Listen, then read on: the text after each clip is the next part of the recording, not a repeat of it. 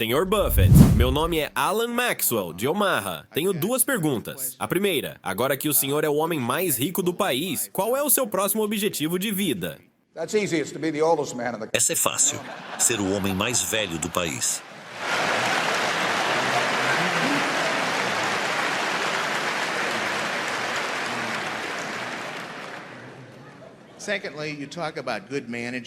A segunda é, o senhor fala bastante sobre boa gestão em empresas e que vocês tentam comprar empresas com bons gestores. Eu, como investidor comum, sinto que tenho tanta chance de encontrar bons gestores quanto de trazer Richard Nixon de volta à vida. Como posso, como investidor médio, descobrir quem são os bons gestores?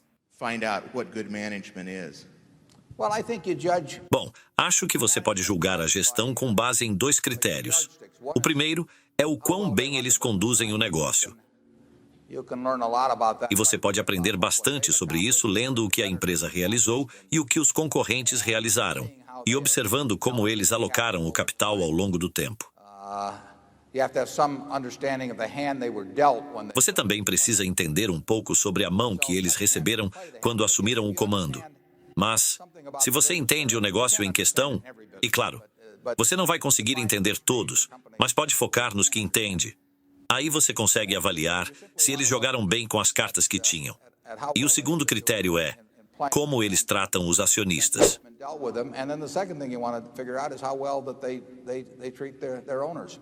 Acho que muitas vezes dá para perceber isso.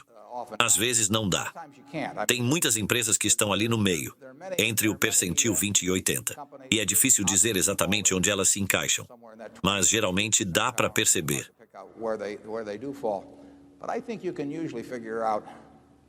Quero dizer, não é difícil perceber que caras como Bill Gates, Tom Murphy, Don Q, entre outros, são gestores excepcionais. E não é difícil perceber para quem eles trabalham. E eu poderia dar exemplos também do outro extremo. É curioso como, muitas vezes, os piores gestores também são aqueles que menos se importam com os acionistas. As duas coisas andam juntas com mais frequência do que se imagina. Mas acho que ler relatórios anuais, ler os relatórios dos concorrentes, tudo isso ajuda bastante. Você não precisa acertar 100 vezes nesse negócio, nem 50. Só precisa acertar algumas poucas. E é isso que a gente tenta fazer. Na maioria das vezes, minhas conclusões sobre gestores vieram do mesmo jeito que você pode tirar as suas, lendo relatórios, e não por ter contato direto com eles ou conhecê-los pessoalmente. Então, leia as proxies, veja como eles se tratam e como tratam os acionistas. Veja o que conseguiram realizar, levando em conta a situação da empresa quando eles assumiram, comparado com o que acontece no setor. E acho que, às vezes, dá para perceber. E você não precisa acertar sempre. Charlie? Nada a acrescentar. Hi there. My name is Liam from Palo Alto, California. Meu nome é Liam, de Palo Alto, Califórnia. Conhecendo Ajit Jain, fiquei muito impressionado ao longo dos anos. Acho que até conheci os pais dele uma vez. Eles vieram da Índia. Gostaria que comentasse suas impressões mais profundas sobre a personalidade e as habilidades gerenciais dele e também como vocês fazem exatamente para manter alguém com esse nível de talento dentro do grupo. Vai que um dia ele vai pra Disney e, sabe, fatura 200 milhões.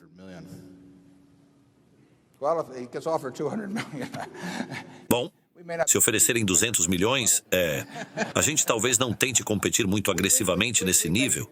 A gente basicamente tenta administrar os negócios de forma que... Quer dizer, o Charlie e eu temos dois trabalhos. A gente precisa identificar bons gestores e depois encontrar uma maneira de mantê-los interessados depois que percebemos o quão bons eles são. Isso aqui é um pouco diferente, porque eu diria que a maioria dos nossos gestores já é financeiramente independente.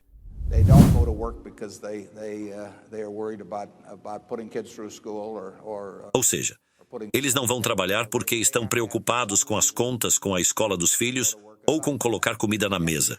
Eles precisam ter um outro motivo para continuar indo trabalhar. Claro, precisam ser remunerados de forma justa, mas também precisam sentir que aquilo ainda é melhor do que jogar golfe todo dia. Ou o que quer que seja. Esse é um dos nossos trabalhos. E a gente trata isso da mesma forma que gostamos de ser tratados. A gente tem um grupo maravilhoso de acionistas. Antes de administrar a Berkshire, eu tinha uma sociedade. E também tive um grupo incrível de sócios. E, essencialmente, eu gostava de ter autonomia para fazer meu trabalho, de ser avaliado pelo resultado no placar ao final do ano. E não por cada lance ao longo do jogo. Gostava de não ser questionado de forma indevida. Gostava que as pessoas entendessem o contexto no qual eu operava. Então, a coisa mais importante que fazemos com nossos gestores é encontrar os rebatedores de 100%. E não dizer a eles como bater na bola. Como escrevi no nosso relatório anual. A segunda coisa que fazemos é alocar capital. E fora isso, jogamos bridge. É basicamente isso que acontece na Berkshire. Com qualquer um dos gestores que você citar aqui, a gente tenta tornar a experiência divertida e interessante, além de oferecer um modelo de remuneração adequado ao tipo de negócio que eles estão tocando. A gente não tem nenhum plano de compensação padronizado para toda a empresa, nem pensar em contratar consultor de remuneração para bagunçar tudo. Cada negócio é diferente. Alguns exigem muito capital, outros não precisam de nada. Alguns são fáceis de gerar lucro, outros são uma batalha diária. Então, seria uma loucura criar uma fórmula única para todos. Normalmente, a remuneração está ligada ao desempenho do negócio individual e não ao desempenho da Berkshire como um todo. Afinal, só o Charlie e eu temos responsabilidade pela Berkshire como um todo. A gente quer que cada gestor seja responsável pela sua própria unidade e seja recompensado de acordo com o desempenho daquela unidade. E a gente se esforça para entender bem o negócio, para saber a diferença entre um desempenho bom e um desempenho fraco. E é assim que trabalhamos com as pessoas. Tivemos muita sorte ao longo dos anos em manter os gestores que queríamos manter. E acho que isso acontece, em grande parte, porque quando alguém nos vende um negócio, no dia seguinte ele continua tocando o negócio exatamente como fazia antes. E se diverte tanto quanto eu me divirto tocando a Berkshire.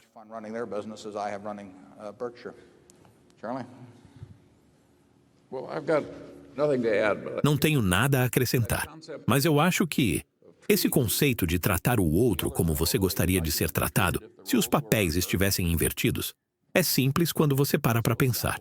Mas é raro uma noite em que o Ajit e o Warren não se falem pelo telefone. Parece que vai além de uma relação de negócios, pelo menos é o que eu sinto.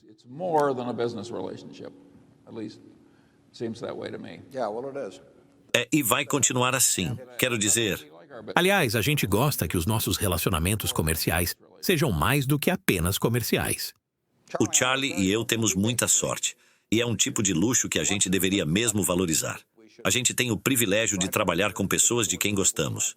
E isso torna a vida muito mais simples. E provavelmente até ajuda nesse objetivo de ser o americano mais velho vivo, né? A gente tende a gostar das pessoas que a gente admira. É quem a gente gosta e não admira, Charlie. Pode começar a listar. Essas pessoas têm nome?